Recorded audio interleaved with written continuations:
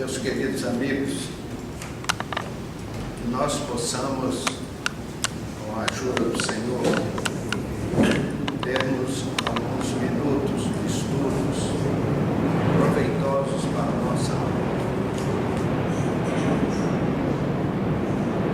Aquelas pessoas que têm algum conhecimento da doutrina espírita, elas fazem uma ideia imperfeita, mas muito útil do que é a vida espiritual. Mas aquelas pessoas que não possuem qualquer conhecimento da doutrina espírita, são aqueles absolutamente leigos, eles fazem ideias quase absurdas da vida do espírito, da sociedade espiritual que envolve o planeta terrestre. Nesse aspecto, as religiões tradicionais ajudam muito pouco, para não dizer que não ajudam nada, porque são doutrinas que, por incrível que pareça, não cogitam da vida espiritual.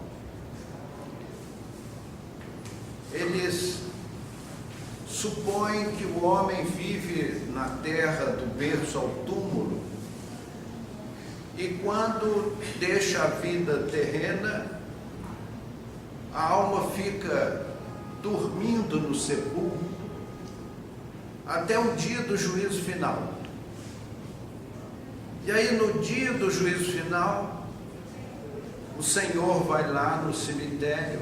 Isso eu ouvi em alto e bom tom na televisão, um religioso dizendo que o Senhor vai lá e vai assoprar nas narinas os mortos, e aí eles viverão de novo. Isso nos traz uma certa dificuldade em termos de espaço e tempo. Hoje o planeta terrestre tem uma população de aproximadamente 6 bilhões e 500 milhões de criaturas humanas. Mas se você retroagir no tempo, dizem as estatísticas que já viveram na Terra mais de 1 trilhão de pessoas. Então, digamos que existissem nos sepulcros 1 trilhão de pessoas. Complicado alguém lá soprar as narinas de 1 trilhão de pessoas. São 1.000 bilhões de pessoas. Então, são conceitos sobre a vida inteiramente fora de bom senso, de coerência. E vamos mais longe. São doutrinas que não são materialistas porque creem em Deus, mas são doutrinas materializadas, que o homem existe até o túmulo e depois alguém vai soprar o nariz e ele vai sair vivendo novamente. Então são doutrinas que não cogitam da vida espiritual. Elas são doutrinas materializadas, embora não sejam materialistas. Nós espíritas contamos, através da mediunidade, com as informações muito amplas, através dos médiuns, os médiuns falantes, os médiuns videntes, os médiuns incorporadores, os médiuns escreventes. Através deles, a espiritualidade traz um manancial enorme de informações sobre o mundo espiritual. Como se vive no mundo espiritual, como são as cidades espirituais, sem falar daqueles médiuns de desdobramento que são levados a excursões, que eu diria assim, com uma lucidez razoável, e através das quais eles visitam os planos espirituais, especialmente os planos elevados. Nós fomos uma única vez na vida contemplado com uma visita a uma região muito adiantada do mundo espiritual. Meus amigos, o nosso português é modesto, nossos vocábulos são pequenos para descrever a vida nas regiões superiores. Não é só a beleza da região, é mais a beleza das almas que ali habitam. São espíritos sábios e profundamente generosos, de receber assim um quase chimpanzé, um chimpanzé melhorado, né? Que vai visitar um palácio.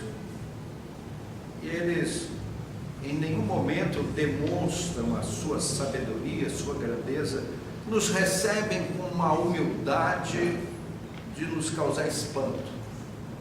Então, nós espíritas temos essa bênção. Os companheiros que não leram, e eu sei que há muitos espíritas que não leram a obra de André Luiz.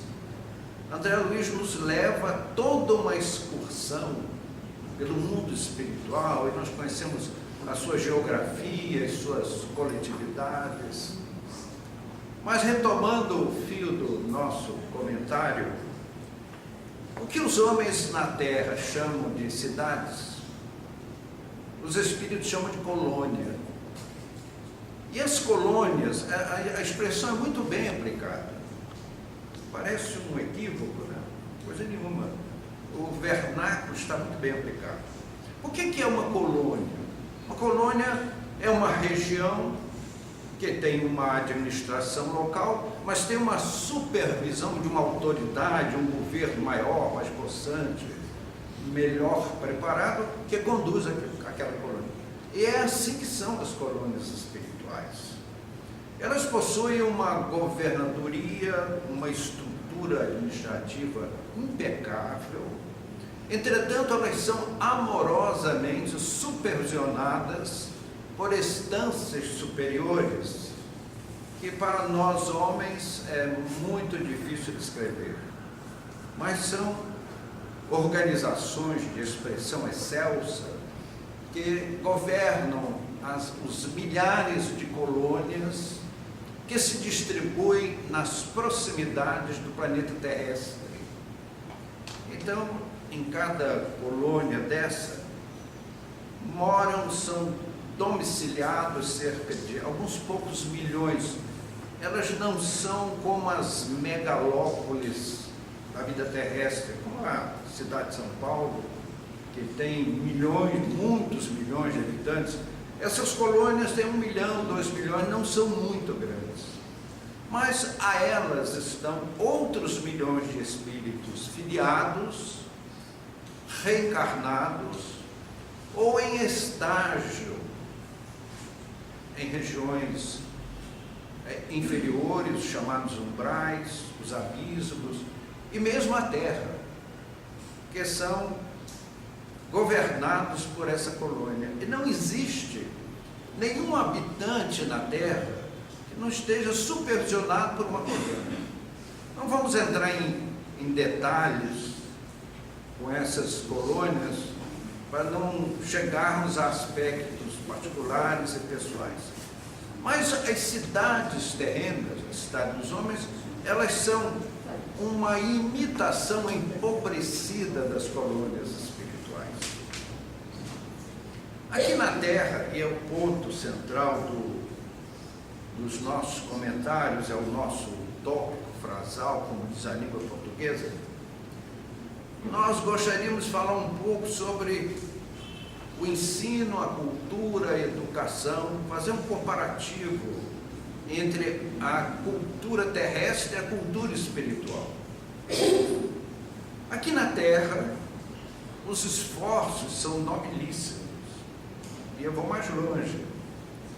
A educação, o ensino na Terra está sob a direta supervisão dos pedagogos espirituais, das direções superiores do planeta. Então são esforços muito louváveis. A diferença que existe entre a educação na Terra e a educação no mundo espiritual tem um pontozinho chave. O ensino na Terra, ele é eminentemente profissionalizante. Nós, pais, mandamos os nossos filhos à escola para que eles estudem, se formem, adquiram uma certa competência profissional, para daí se colocar bem no mercado de trabalho. Lamentavelmente, é essa a educação terrestre. Já nas colônias espirituais, o ensino ele é eminentemente educativo e pugnam em muito pelas especializações. Esse capítulo de especialização daria para a gente falar a noite toda, mas vamos fugir dele porque o assunto é muito vasto. Mas a educação na Terra, ela tem algumas dificuldades que eu diria bastante significativas. Primeiramente, a questão econômica. Livros e boas escolas custam caro. E as classes mais modestas não podem pagar esse alto custo. Então o sujeito é um operário e os seus filhos serão operários, porque eles não podem ir às escolas de alta expressão. Esse é o primeiro aspecto, o aspecto econômico. Aí vem o segundo, eu estou falando da educação na Terra. Tem um segundo também a ser considerado. Na Terra, os mestres ensinam temáticas que não são estáveis. Elas são, às vezes, voláteis. Há conceitos que no passado foram considerados básicos, indiscutíveis, inquestionáveis, que foram muito alterados, se não abandonados, como inverdades. Então, o que se ensina da Terra será ou não verdade?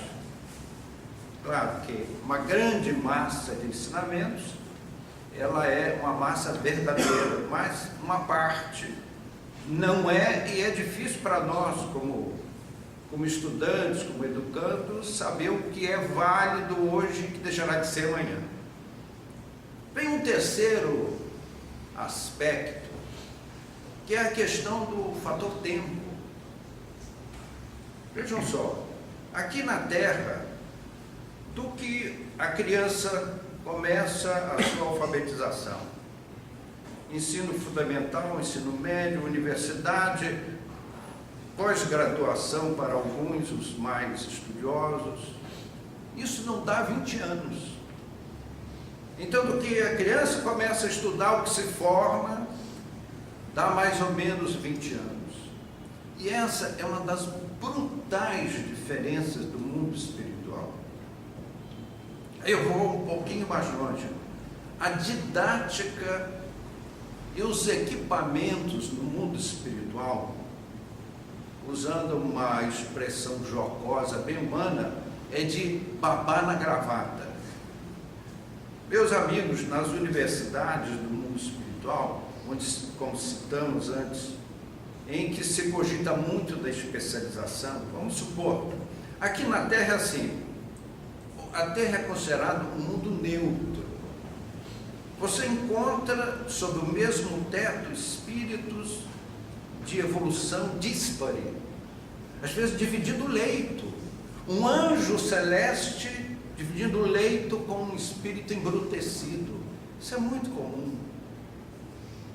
E aí a gente pensa, puxa, mas esta alma tão elevada vem fazer um consórcio com esse bruto. Por quê? Meus amigos, chama-se amor. Não é o mesmo que acontece conosco e Jesus? Diante de Jesus, nós somos aquele grãozinho de areia e Ele é o sol. Portanto, nos ama profundamente. O amor não tem fronteiras. Então, nós vimos almas excelsas vir conviver uma vida humana com espíritos atrasados para ajudá-los a vencer as barreiras da evolução. Então, meus amigos, a questão do tempo Os espíritos mais adiantados, eles gastam muitos anos. Nós gastamos 20 anos para ter um título universitário. Eles estudam uma determinada especialização séculos.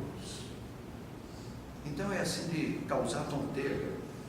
E a didática, é o maquinário que eles empregam, é assim de pôr água na boca. Por exemplo, você na sua especialização, é um amante da história. E você quer saber como foi determinada batalha. Você vai para um laboratório, toda a equipe, todo o grupo interessado naquele episódio. E os técnicos espirituais trabalham com... É uma coisa que para nós seria um telão. Mas ela é bastante curva e ela é formada de uma substância, como uma névoa. E quando eles acionam os mecanismos que comandam aquele telão, você se sente transportar em espírito para aquela batalha que você vai estudar. Waterloo, por exemplo, né? Você é capaz de ver o bigode do Napoleão lá, quantos ácaros tinha por ali, né? Então você se transporta, você sente os odores, você percebe a temperatura, você ouve todos os sons, então você participa de todo o evento. Então, meus amigos, a Terra não tem condições de oferecer uma educação desse tipo. Então, no mundo espiritual, nós contamos com o fator tempo e com uma pedagogia imbatível. E o que é que acontece mais? O nosso cérebro humano, ele pode ser comparado a um quebra-luz. Nosso cérebro eletrobioquímico, que nós erroneamente chamamos de cérebro carnal, ele nos faz reduzir os potenciais espirituais para que nós possamos nos dedicar a uma determinada obra terrestre. Porque se toda a dinâmica do passado voltasse à luz, você às vezes não aceitaria certos filhos difíceis, ou aquele cônjuge que foi um inimigo feroz do passado, que nós precisamos de uma reconciliação. Amai-vos uns aos outros. Então, meus amigos, o nosso cérebro, ele é volátil. Eu perguntaria aqui, quem ainda se lembra em máximo divisor comum? Mínimo múltiplo comum. Eu vejo uma série de doutorandos aqui presentes, regra de 3 simples, álgebra de primeiro grau, trigonometria, aí já comecei a complicar, né? Então vejam, amigos, são coisas que nós estudamos nos banquinhos da escola e que não lembramos mais absolutamente nada, embora tenhamos belos títulos escolares. Então vejam, amigos, o nosso cérebro é assim propositalmente, não é um equívoco dos espíritos construtores a nos dar essa organização fisiológica. Muito contrário, isso é uma necessidade evolutiva. As pessoas perguntam assim, como é que eu não me lembro que eu fui na encarnação passada? Meu amigo, Deus não faz nada de errado. Quando você chegar em casa, você diz, meu Deus, meu Senhor Jesus, muito obrigado por eu não me lembrar do meu passado. Porque, meus amigos, quanto mais para trás, mais bruto nós éramos. E lembrar este passado de embrutecimento nos perturbaria hoje. Então nós surgimos hoje bonitinhos, elegantes, em paz com a consciência, pela bondade de Deus. Nós perderíamos a nossa paz se nos lembrássemos de erros gravíssimos cometidos há não muito tempo e que ainda estão pendentes de resgate na nossa ficha espiritual. Mas Deus é bom. Então, meus amigos, No mundo espiritual, para a nossa formação cultural, não temos o problema econômico, nós não temos a limitação de tempo. Aquilo que quisermos dominar, usaríamos anos, decênios, séculos, milênios se necessário. Isso ao homem é impossível. A didática é perfeita, é de deixar boquiaberto o mais refinado educador da vida planetária. E tem mais, o nosso cérebro perispiritual não tem as perdas que há no cérebro de carne, que é necessária. É uma perda necessária, faz parte do nosso momento histórico evolutivo. Se tivéssemos uma perfeita lembrança do passado, teríamos problemas muito graves na encarnação. Então, meus amigos, onde nós queremos chegar com isso?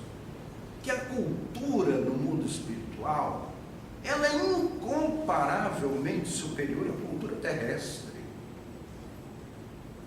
O espírito sábio no mundo espiritual, ele é sábio mesmo.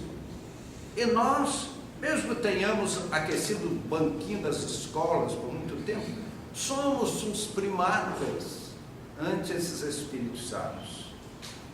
Vejam só, amigos, nós fazemos esse comentário porque a doutrina espírita tem sido alvo de críticas, às vezes duras, de pessoas que se acham no direito de anatematizar, de criticar.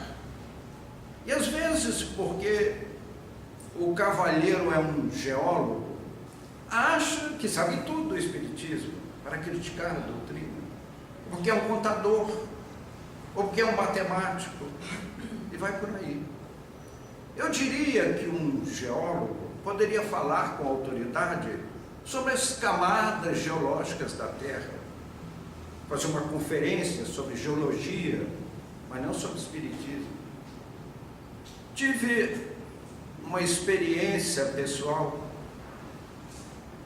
Eu fui convidado para assistir uma palestra de um certo reverendo, de um certo religioso, há muitos anos.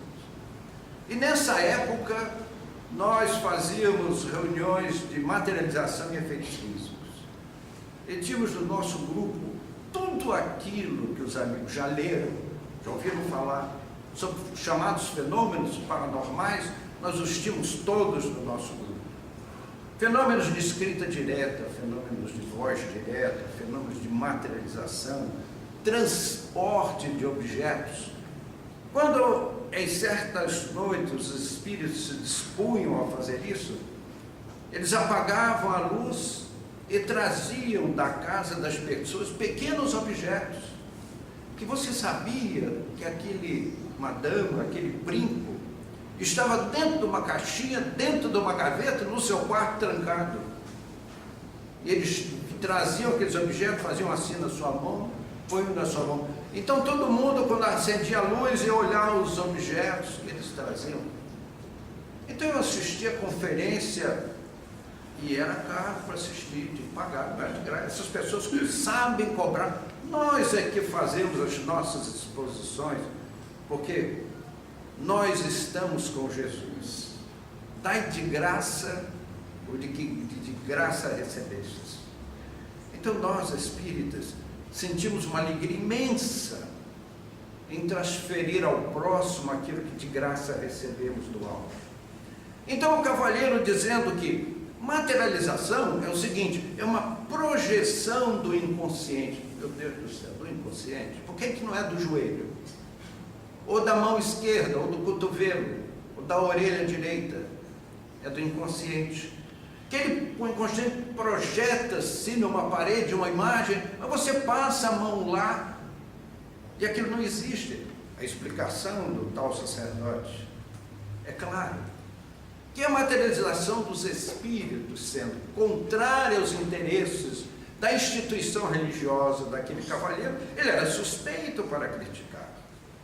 Então, quando terminou a reunião, eu pedi licença para falar com esse cavalheiro.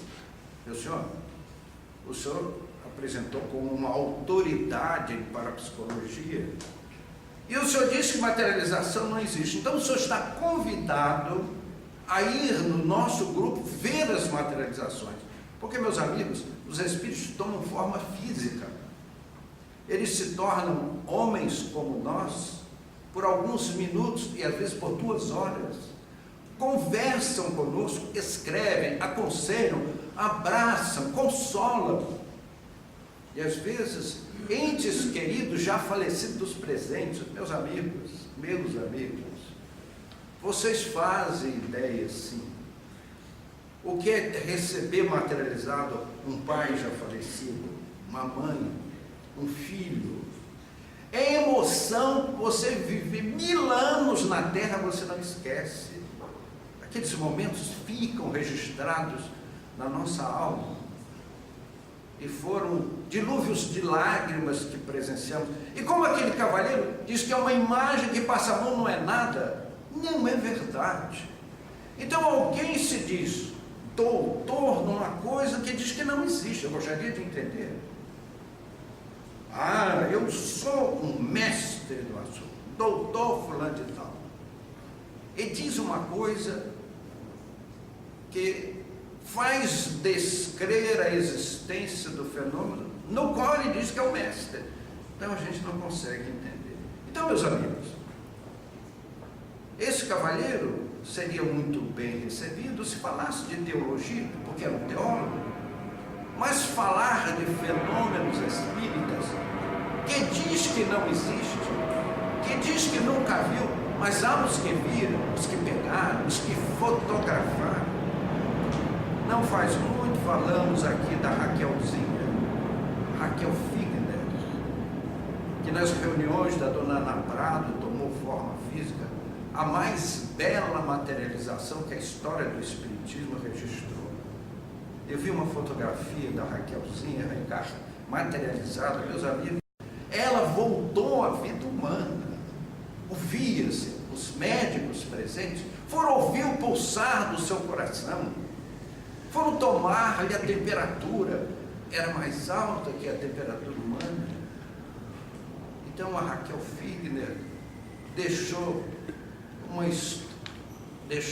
uma página na história da doutrina espírita.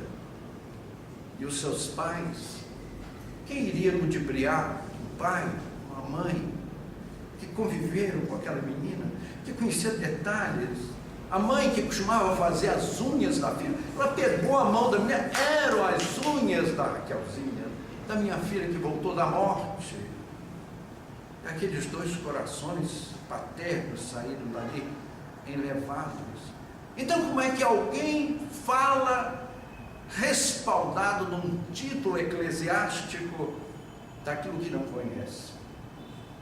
Meus amigos, quando os sábios espirituais trouxeram para a Terra a doutrina espírita, para quem tem olhos de ver, ouvidos de ouvir, como diz o Cristo, esses espíritos são sábios. Como dizia Jesus no capítulo 15 de João: se o mundo vos odeia, saibam, antes odiaram a mim. Então, meus amigos, nós espíritas aprendemos que o espiritismo está muito mais do lado de lá do que do lado de cá. Que nós aprendemos com esses sábios espirituais do lado de lá, que são espíritos que estudam tudo que nos transmitem, não só há séculos, como há milênios. Então a cultura deles é de uma expressão que nós não podemos entender ainda. Nós aprendemos com os sábios espíritas do lado de lá, nós que somos os espíritas do lado de cá. Bebemos os ensinamentos desses sábios espirituais.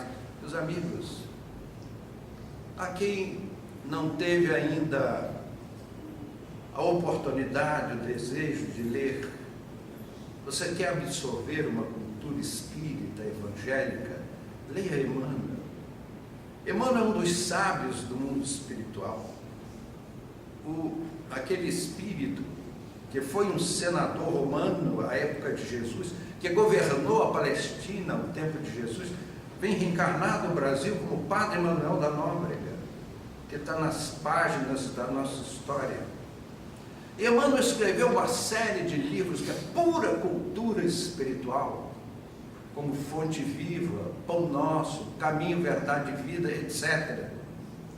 São tantos os livros notáveis de Emmanuel, como o livro que leva o seu próprio nome, Emmanuel, como aquele livro em que ele, a caminho da luz, nos fala daqueles espíritos degredados de capela e nos narra em todo o detalhe, meus amigos. Estudar essas experiências nas universidades do mundo espiritual é de deixar a gente com água na boca. Você reviver aqueles tempos, ser transportado para aqueles cenários, para quem gosta da história, é de uma doçura, meus amigos, que nos encanta o coração. Então, quando aparecem essas pessoas, homens que possuem os títulos de doutores na terra, meus amigos, é uma petulância. Queremos comparar a nossa cultura terrestre, por mais ilustrada que seja, por mais meritória que seja, com a cultura dos sábios espirituais. Como falamos nas especializações, cada espírito desse, pelo sentido da sua evolução, se sente ligado a um determinado segmento da ciência, da cultura, e eles conhecem a história como ela aconteceu realmente, coisa que nós não temos acesso. Dá dó ver os arqueologistas com um martelinho fuçando a terra, a cata de alguns ossinhos, quando no mundo espiritual você pode assistir, como já assistimos, aqueles mastodontes, aqueles dinossauros, aqueles megatérios de eras remotas, ao vivo, as cores, com o seu pulsar, com a sua respiração ofegante, aqueles pulmões que parecem um fole de couro cru, que podemos sentir o seu calor, são os nossos irmãos da retaguarda, caminhando para desiderados felizes no futuro remoto. Então, meus amigos, a doutrina espírita nos foi trazida por esses sábios multimilenares, que sabem até que ponto a nossa inteligência humana pode absorver a cultura que o mundo espiritual tem a nos transportar. Que esses sábios nunca nos faltem com o seu amparo, com a sua inspiração para o nosso estudo.